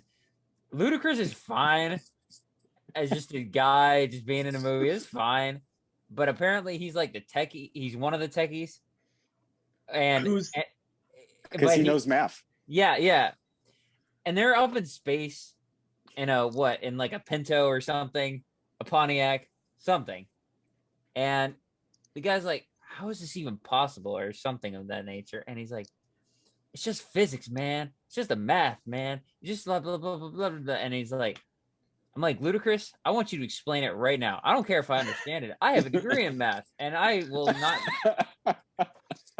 I'm not ashamed to say that. Like, I remember very little after like multivariable calculus, and I'll still sit here and watch you explain. Tell me. Would you have been more okay with it if he also hadn't proven himself like a pro MMA fighter in that truck fight for no reason? Correct. If he had just one useful skill set to the crew instead of 6. I don't know, man. I'm like, if you, that was so bothersome to me. Like, yeah, man, it's totally simple. It's just like this to this. And you say it was like a revolving door of the same joke between him and is it Roman? Yeah, Roman. I'm like, like, okay, Roman says something that's, I mean, not completely stupid, but just kind of like comical. And then Ludacris comes in with like, man, you so dumb. He's so dumb. Yeah, man, they're just bullying him the whole movie. Yeah, Didn't I'm do like, anything. okay, and It's funny. yeah, and I watched it on Friday last week, so full crowd, and the crowds, I guess, I don't know if they're doing it because they legitimately think it's funny or if they feel like they owe a service somewhat to this franchise, but just hear people going I'm like, it's not funny. Shut your face. None of it's funny. Hey, but he says Luke Skywalker. Oh my gosh. I'm sorry. Yeah, we're gonna circle back to that because first of all, Ryan, bravo. I enjoyed your synopsis and your overall explanation of everything. Very much more entertaining than the movie itself. Thank you. I'm after your job point. What? But circling back to there, speaking of Clint, there's a lot of Star Wars reference in a very, very concentrated part of the movie. And why? They're in space. I don't know. But Might be onto something. I don't even know the name of one of the bad guys, but he's like, send something after these guys. Send this. Send a freaking TIE fighter after him. I don't know, or an X-Wing or something. Get freaking, I don't care if you get freaking Chewbacca. I'm like, okay, yeah, Star Wars, I get it. And then he's talking to Cypher. Yes. And he's like, and the best haircut from 1987. Yeah. She does it herself. It's like, I think she says something like, oh, you think you're the bad guy or something like that? Or I don't know what she says, but he's like, I'm like Luke Skywalker. So I'm just kidding. Stop. That was the crowd. Oh my gosh. And but he's like, no, I'm just kidding. I'm like, oh no. Like Han Solo. Thank you. I was cueing you for that. Oh my gosh. And then eventually she goes, no, you're like Yoda. And he's like, okay, I'll take it, little green dude. And then she's like, no, because you're a little puppet. And I'm like, we got dragged through that excruciating reference just to say that he was a puppet. Yeah, just so he can team up with her later. I'm going down to a 5 just for that. I'm because I can't be at a 6. I can't be at a 6 because I feel like, yeah, 6 is fresh and this is not fresh. It has it's very stale. It has fun moments. There are fun moments, but after listening to you guys, I'm like, there is a lot done with this movie. My favorite part about this is they're going through all these shenanigans. They're traversing the globe. They're going to space. They're driving in these fast cars. And I know why it's written this way, but just like Brian's just chilling at home, like, I'm done with all that shit. Your guys are on your own, man. His wife's out there like flying down cars, getting beat up, and he's just chilling with the kids. Like, y'all are dumb. I'm just chilling. I like how Dom and Letty go on the adventure, pick up Brian's sister, and then Letty's like, it's okay, Dom. Your child is with Brian. And I'm like, did he not know that when they left him? Like, did they leave him at the house? And Brian was like, Dom left his kid again. This child's like calling, like, Uncle Brian, can you come get me? My parents went off to save the world again and left me here in my safe room in the barn. Which I guess Vin Diesel thinks it's a good idea to defend a safe room with a shotgun, even though he was threatening a car that's like 100 yards away. You're not hurting anybody with that shotgun. Oh man. Do they even shoot any guns in this movie? Like, do they? Roman shoots like 14 guards, and it's somehow the funniest moment in the movie. No trained professionals are a match for some street racers. I'm with Brian in this movie. I'm staying home. I'm watching the kids, man. Yeah. My wife can go jet setting, blow herself up. Yeah. Did they even explain his absence? Yeah, he's dead. I mean, his like car drives up. Yeah, he's done with that lifestyle. Not his wife, but he's done with that wife's lifestyle. Oh, okay. He's staying home. Yeah, and he comes up like at the end in his car. Wouldn't it have been better though if he'd come up in like a minivan? That would have Like, been I'm done with But that. people wouldn't have recognized the car. People would have been like, okay. I'm done with that life, but I'm gonna have a furious car. Because like I've said, I've watched the first one, I've watched the third one. I actually enjoyed the third one. I think I watched the fourth one. If you don't remember it, you watched the Seventh. fourth one. And I know that I've watched the seventh one because I wrote it for one of my reviews on my page. But I know that was the last one that he was officially in. Yeah, because he died in the middle of filming 7, I believe. Yeah. Yeah, and they had to get I don't know what's Paul His Walker's brother. Yeah, his brother, brother. yeah. I don't know what his name is, but yeah, they had to get him to fill in for like His the rest body of them. double or something like that, Yeah. right? I mean, that's Dave how Walker. they're gonna bring him back in the next one, which John they're Walker. definitely gonna do. They're just gonna have his brother be in it, and they're gonna de-age him, and they're just gonna forget there's any children involved whatsoever. But yeah, because that's what I was going to Oh ask. man, he's 'cause- still staying at home. Somebody's got to take care of the kids, man. It's Yeah. like, let's spend 5 seasons on a couple's relationship, and then just have Jin and Sun go back to the island and forget they have a child entirely. And this will just mean like 8 doesn't matter when we get to 10. Whatever. I made a Lost reference. I know. I was gonna say we're jumping like genres here, because I know at the end of 7, like he kind of drives off because doesn't he say that he was like you said, Matt, was he like done with the whole thing? Hmm. He was retiring or something. Yeah. But his Yeah, wife that one was time of Fast and Furious maybe made me really, really, really sad. And the long way is your friend. That song deserved an Oscar. Facts. Dumb movie. So dumb. Yeah, I think I'm out of things. It's just I am so glad that I missed this. I'm not gonna lie. Oh, you're gonna watch it, Clint, and you're gonna love it.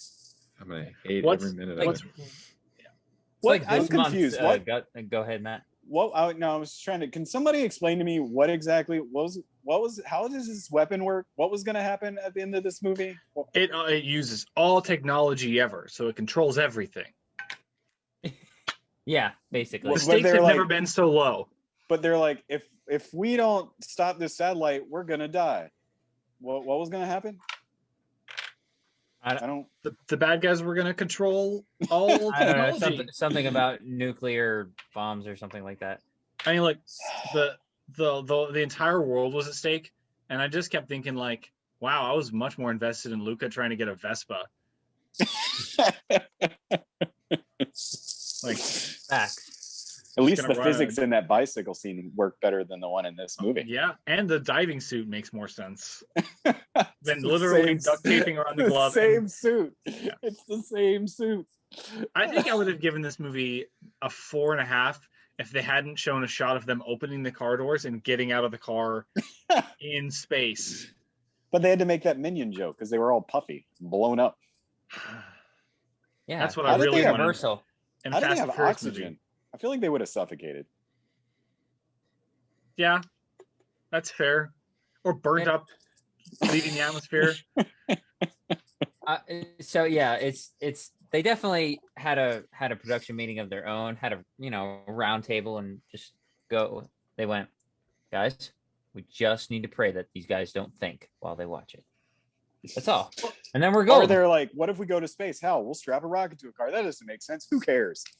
We'll make Yeah. it make sense. I feel like every time somebody like objected to anything, they got literally slapped and kicked out of the meeting, and somebody else got brought in and got their paycheck for the day. No, Where's my Matt, notes? Matt, I already mentioned Army of the Dead. This did that too. Oh man, a giant magnet. Put it in the movie. We're going to space. How are we gonna do it? We're gonna put it in a Pontiac. Put it in the movie. I'm telling you, that's what they did. They just had a list of things that they wanted to do, and they're like, all right, we gotta make a heist or a plot out of this somehow. So what's gonna happen? I also love how we've gone from like the government's using them because the government wants to disown the thing to the government not even really justifying why they're not helping save the world. Like the one guy shows up and he's like, that's all I can do for you. Peace. Like just launch a Who are you rocket again? at the satellite. Nobody knows what's going on except for them, apparently. It's just them. Yeah. Yeah, Mr. I mean- Nobody is nowhere to be found. That Mr. Nobody, that's his name. Yeah, Kurt Russell's literally only in this in flashbacks. Yeah. Weren't they going to like find him anyway at the beginning of the movie? Wasn't that the whole I think point? so. Yep. And then they just stopped looking. Then they open the case for the bad guys, and then they help lead the bad guys to the next location, and then they bring the biological key that the bad guys need to the bad guys for no reason. And then at the end, they're like, shit, we never found Mr. Nobody. Where's he at? He's dead, actually. Or is he? I mean, so I said this before we started recording, but this movie is just a soap opera for men. It's just a testosterone-filled soap opera. And if you look at like the beat-by-beat structure of just random events that happen throughout these series, where it's like, he's dead, he's alive, he's dead, he's alive, it's my brother, you never knew. Like, oh, I had a family, I have a child, I have to was turn in a against coma. the team. Ugh. We're just waiting for Paul Walker to somehow show back up. Yeah, I mean, Fooled you. his brothers are going to do it. It's going to be de-aged. The franchise is somehow going to get worse than this one. So that's why I'm giving it a 4. Because I've not given anything in this franchise lower than a 4, but I have a feeling that I will. Oh, you don't think there's going to be like a resurgence? They're going to make like their Skyfall. The Fast and Furious is going to come out. It's going to be the most amazing film ever. And if you're saying Skyfall is a follow-up to Moonraker, then yeah, maybe. But Skyfall is a follow-up to 2 okay grounded Bond movies, one great one and one mediocre one. So Skyfall was a nice step up. Skyfall is the Fast and Furious 6 if you put 5 before 4. Wow. I will say this. I was a little bit refreshing, and I did kind of enjoy the flashback sequences when they actually went back to street racing. I'm like, all right, this is what these movies used to be about. Now we're just, beating people up and doing insane car stunts with submarines sometimes. Where And did we planes. go wrong? Dwayne Johnson, actually. The Fast Five? He swooped in and saved the franchise and then ruined the franchise at the same time. I don't think it's all his fault. I just don't like him. But I don't like Vin Diesel either. So What's wrong with you? They're both amazing actors. Well, Groot.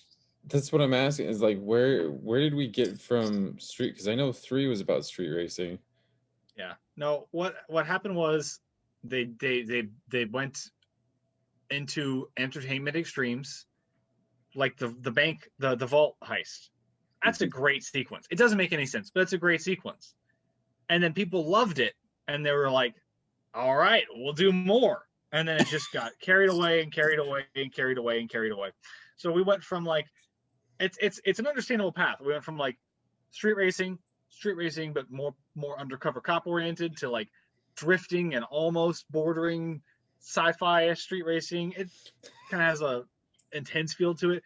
I don't remember anything about the 4th movie, so I'm going to skip it. And then the 5th one's like, oh, we're going to do a heist movie. And then the 6th one's like, okay, well, we're going to do Die Hard 2 finale, where the runway is the length of Germany or something, and then, or half the length of Germany. It was actually the same street they were driving on in this movie. I believe it. They just built buildings on it to discourage people from driving planes across it. And I mean, there's like dumb things that happen in all of those sequences that we don't really think about, like jumping in front of a train, racing a car out the front of a burning plane, all of those things.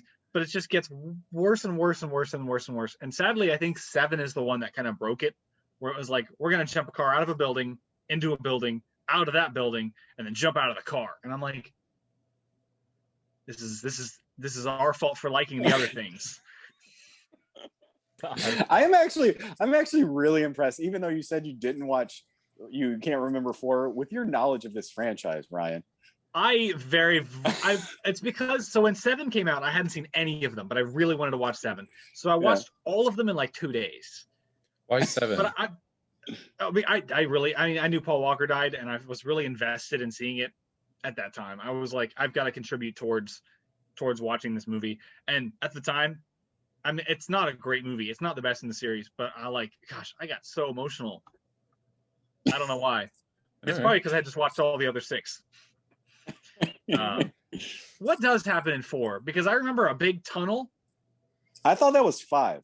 So I'm thinking of 5 when I'm thinking of the tunnel. Maybe it is 5. And 5 is what Cardi B references, right? Because they're doing heists in Dominican Republic at the beginning of 5. You know, I don't remember. I haven't watched these since they've come out. Isn't that a Pirates movie? I don't want to talk about Pirates movies. And so Don goes and sees his brother and then somehow gets arrested, and then the people arresting him are automatically good guys or his allies? Does that just happen? Yeah, it's the justice system. Yeah, I thought it was like, I thought it was like, oh, they're from the 4th movie, and I've just forgotten them because I don't know anything, so I didn't even know it was Cardi B. And then I looked at them afterwards, and I was like, they're not from anything. It's just Cardi B. who's running her own crew now. Thanks, Don. I don't even know why that. Yeah, it just. We're gonna get that spin-off. Hand of God coming in there, just saving him. Yeah, that was like, what is it? Wrath of Man.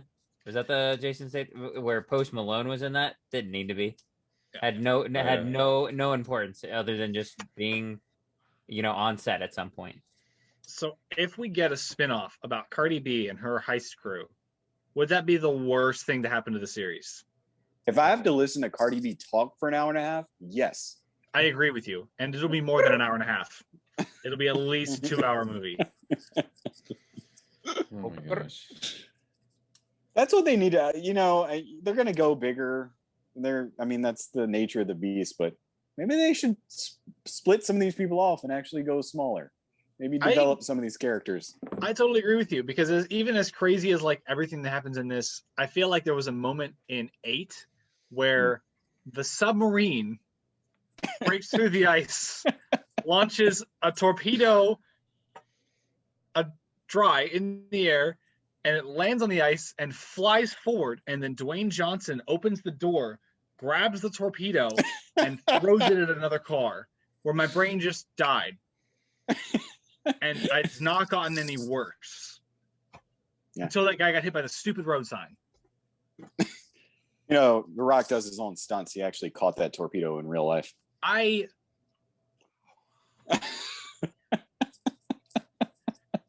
So what are we watching next week? Okay, yeah, I gotta wrap this up. We can go forever in this stupid series. Yeah. All right. Anything relevant more to say about Fast 9? I mean, we can riff on this all night, man. We could. We should rewatch all of them all together. Like, we all have to watch all of them by a certain point, and then we'll just spend 2 hours talking about these movies. I will say this, like Tony posted on our thing, or I don't know if it was on our board, but he was like asking where Leon was, who was like one of the main crew in the first movie, who has not been in any of the other films. I'm pretty sure he was in one of those flashbacks. Like, he was the guy wearing the shirt because he was wearing the same outfit that Leon always wore. It might have been reused footage though, because I thought they offered him. I thought he was one of the actors, because there was like a bunch of people in the first who got offered a lot to come back and just didn't. Huh. Which is why they didn't even offer Paul Walker to come back for the third one, because they were like, oh, no one's going to come back for this one. Which is why they added Vin Diesel like after shooting. They were like, oh, we really need some Fast and Furious in this Fast and Furious movie. Then they brought him in it for marketing, and then didn't use him for marketing. Okay. Now we're done. I'm cutting this off. That series. Yeah. Like I said, I have an aversion to Vin Diesel movies, so I'm not watching these. Next week, I actually was going to take a poll for this because I know that I wrote on here the Tomorrow War, which is the Chris Pratt Amazon movie.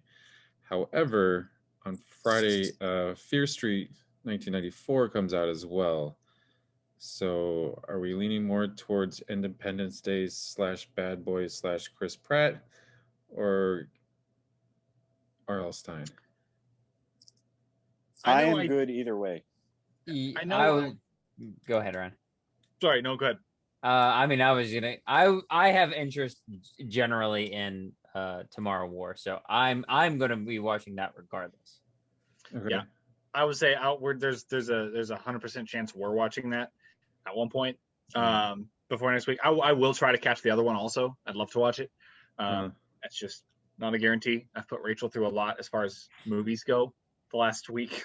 Fast and Furious was one of them, and then Ice Road was one of them. So we'll see. Okay. So then let's stick to Tomorrow War since that seems to be the prevailing. But I will be watching Fear Street. I've heard that it's actually pretty good. I'll probably watch both, and we might go see The Purge tomorrow night. The Forever Purge. The Forever Purge. We're seeing it tomorrow night too. It was that or Boss Baby. Oh yeah, I mean, what about that, Clint? Boss Baby 2? Come on. Don't make us do that. What are you talking about? Make us? Yeah. We just had to sit through Fast and Furious. I don't want to see Fast and Furious and then Boss Baby back to back. Remember that one time I had to do Playmobil Cats and Black Christmas? God help that man. If only we were so lucky to have to do that. Keep in mind, I enjoy Cats. Screw you guys. It's okay. Go away, Matt. I did too. Just go away. like you can't hate. I mean, you can hate on the fact of what they look like, but you can hate everything about Cats. If you don't like the musical, fine. You can hate the movie. But it's got some bops in there, man. It's got some songs. It's got James Corden and Rebel Wilson. Oh. James Corden. True. Rebel Wilson's, I can take a little bit more than James Gordon. Dame Judi Dench. Yeah, man. Dame Sir Ian McKellen laps milk. I wonder if she's fired that agent. That was the same agent that gave her probably Artemis Fowl. Oh, dang it. Matt beat me to it. I was going to say, hey, we haven't mentioned that movie in a while. And we haven't. It always circles around. Clint's like trying desperately to get us to stop. Get us in our groove, man, and we won't stop. We won't stop. Yeah. All right. As long as we're not talking about Fast and Furious 9. Oh man, did you see that car jump though? Wow. It's like I will virtually come through this screen. I don't even think they do anything that cool.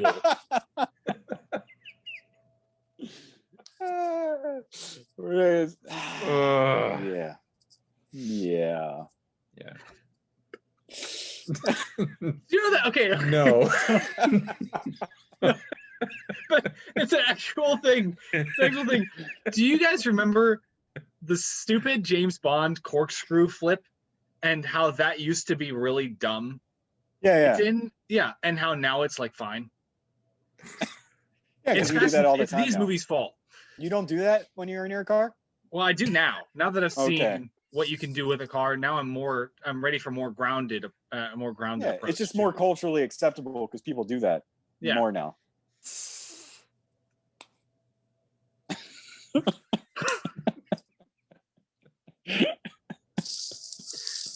Stupid movie. Thank you. I was just surprised that more people that they could all see John Cena. I was legit worried about that. Ha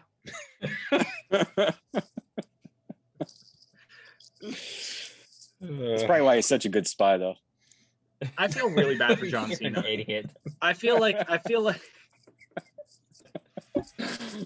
forgot he was even supposed to be a spy. Whatever.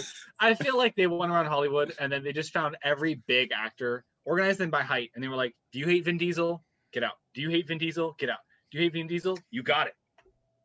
They just found the first person to say, "No, I don't care. Like, I like Vin Diesel. You're in the movie." Well, not according to Vin Diesel, because he seems to think that Paul Walker sent John Cena to him. What? That's what he said in an interview. He said that he had a great time working with John Cena, and he feels that Paul Walker came from heaven and sent John Cena to him. So sweet. I think I just dropped my rating down to a 3. Now, I believe that the Chinese people would probably feel differently.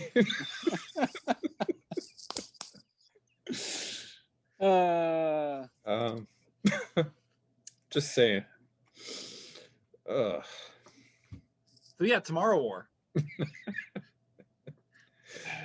All right. Hopefully it makes more sense than F9. It's not. I can already tell it's not.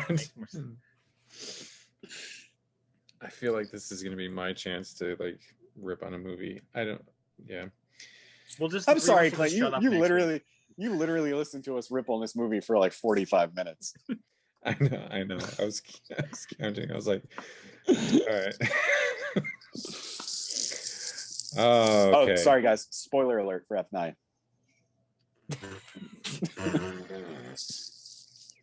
This movie doesn't care. The The movie has one good twist, and it's on the poster.